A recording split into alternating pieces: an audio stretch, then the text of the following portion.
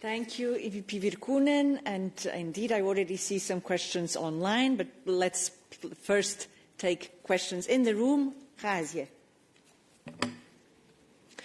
Thank you, Razia Akoch, AFP News Agency. I just wanted to ask you, because you mentioned in your introduction that only 13% of European businesses are using AI.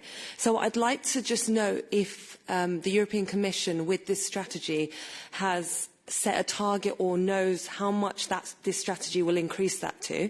And alongside that, I'd like to know if you have any data on how much foreign reliance there is, because I kind of want to clearly hear from you, because the strategy is, while it's very detailed and clear, just so that I can tell my friends who don't really follow EU stuff, is this about telling European businesses to use European AI, to prioritise EU AI providers over foreigners?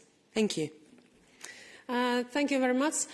Yeah, the 13% figure was from last year, and there was already a big increase from the 1 year before. So we saw that already in last year. The use of AI was increasing, but still it was only 13% as an average. There's big differences between the member states. I think Denmark was leading, and there about 27% of the businesses were reporting that they were using AI. And in some member states it was only few percent. So there was also big differences among member states according to our statistics. But I'm expecting that in this year it's already much higher, because we know that there is more and more AI applications now in the markets. But still we are not there where we want to be. We have set a target in our digital decade strategy that in 2030, 75% of the European businesses should use AI and cloud services and that kind of new technologies. And of course, currently the situation is often that the businesses who are using AI, they are mainly using them in the office work.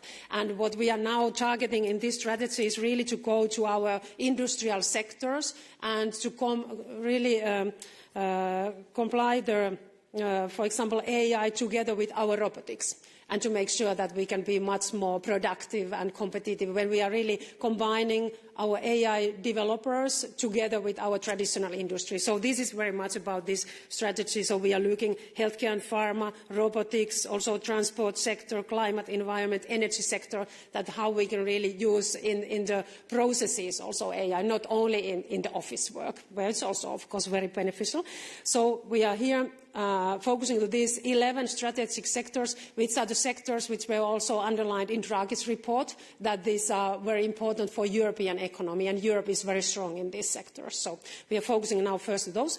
And then the second element, it's about SMEs as a whole, because we know that 99% of our companies are SMEs, and we know that often they don't have the same resources really also to understand that how they could use AI, and they need much more support. And here we are using our digital innovation hubs to support us. So we have that kind of digital innovation hubs in all the member states, totally 250 of them across the European Union. So we are covering 85% of our regions with this. And these digital innovation hubs, they will really help our SMEs on the ground also to look at how they could use AI, and they are doing this matchmaking also with our AI developers, with the European AI developers, also with our AI factories, that they can also use the computing capacity of needed. So I see that this is very important support for our small companies, what we can offer via our digital innovation hubs, and then we have these specific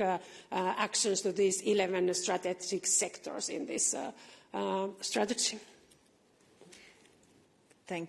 Yes, you want to come back on? Is it about prioritizing? Yeah, just a second. Yeah. Is it about prioritizing European AI over foreign AI? What we are doing now, for example, via our digital innovation hub, so there we are launching different calls for European developers, but also, of course, all the time now when we are opening different calls, we can set it, and we are often setting it as a criteria that we should favor European solutions.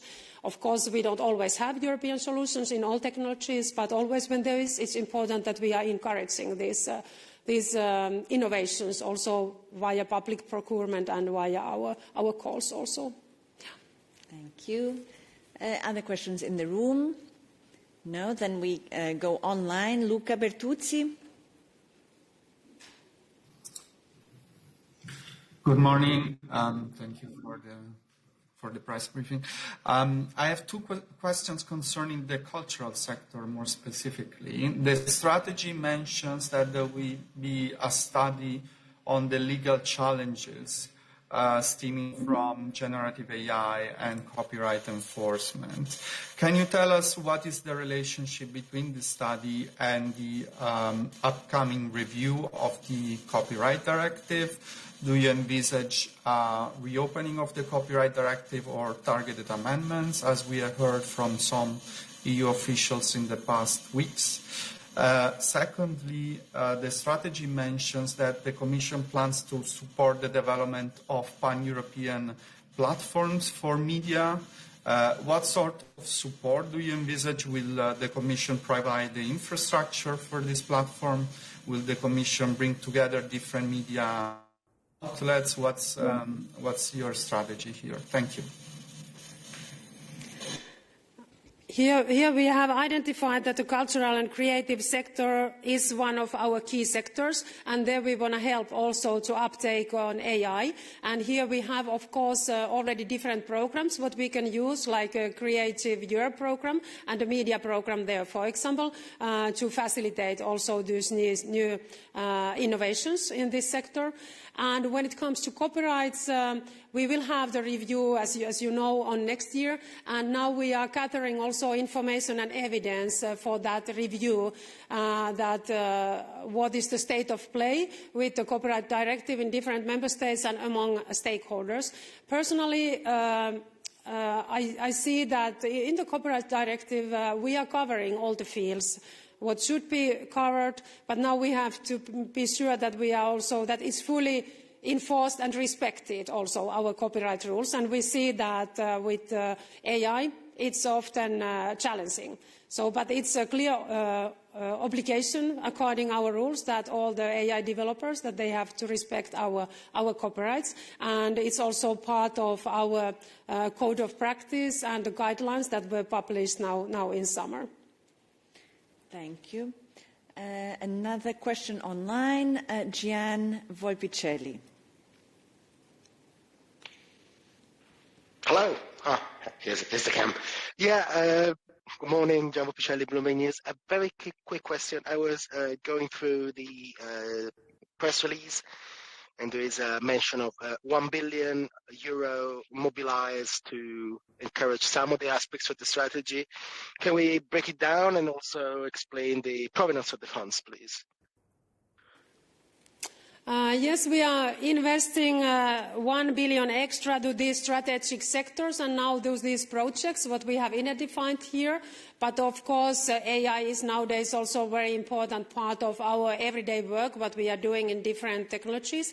And also in this AI for Science strategy, there is also a plan to double also the funds under Horizon Europe, what they are now, what we are now annually using for AI. So we are planning to double it to 3 billion also under Horizon Europe program. So we will invest more to everyday AI also, but it's also a very important part of our everyday work, as we know, part of all the technologies. For example, also part of our defense investments we are doing now together with member states. So AI and application of AI is playing a very important role in all this. Of course, the biggest part of our AI investments is still the infrastructure part. It's not now part of this Apply AI strategy, but we are investing to our AI factories and very soon also to gigafactories. And there we are speaking about, of course, tens of billions.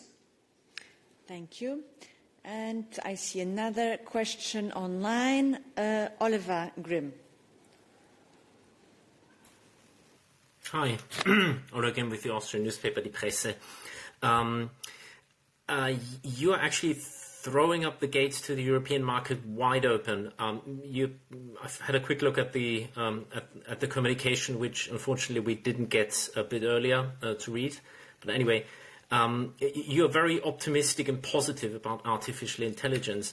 How do you prevent that this market is going to get gobbled up by Sam Altman, by the next Chinese AI giants by Mark Zuckerberg and Meta and so forth, who are already heavily lobbying the Commission, other policymakers, to get a big position there. We saw the same thing happening with solar industry, with electric cars. The Commission was very optimistic about these things, said this is the future, we're going to do everything for this to thrive, and then in the end it was foreigners who profited and Europe that was losing out. How do you prevent that? Don't you have to be a bit more protectionist about the European market for AI? Thank you. I see also that more and more industries and citizens and also governments and regions, municipalities, they are also very interested in that from where they are buying different services and products, because we see that it's very important that we are independent and we have technological sovereignty, and that's why it's important to boost also European alternatives and support our own startups and SMEs. So I'm very positive because I see that we have very strong ground or basis for our success, because we have a very strong research and scientific basis on AI, and also we have 7,000 startups who are developing and training AI. So now we have to really give a boost for those innovations, and of course our AI factories and gigafactories are very important investments in this perspective, because often our small companies and researchers, they are lacking access to computing capacity. So infrastructure part is something that European AI developers, they have been lacking very much. So we are now having very good progress on there. And this is now the next important step, that we have identified now the sectors where Europe is very strong. So we think that Europe can be very competitive also when we are now putting together our traditional industries and AI developers, because we can create new products and services, and we can be so much more productive also when we are combining these two things. So that's why we have now identified these sectors, and especially, of course, I see also that there's great potential among our SMEs on uptake of AI. So Europe we have to build to our own strengths. Of course, the big tech, they have their own strengths, but also with our rules, with our Digital Markets Act, we are also making sure that nobody shouldn't use the very dominant market position to block new innovations from the European market. So we want to make sure that we have fair and transparent and democratic, safe online world also in Europe, and I think we have good rules in the place also to take care of that. Thank you, EVP. Any other questions? I don't see any. So with this optimistic but realistic note, we bring an end to this press conference. Thank you very much for your presence and availability, and thank you for your interest and questions, and thanks also to our interpreters. Wish you a good day. Thank you, everybody.